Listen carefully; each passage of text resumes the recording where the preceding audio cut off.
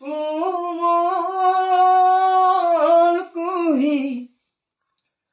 ভাত পৰীক্ষায় দেউতাই পোহা মইনা চৰাই আনে ৰয়া যায়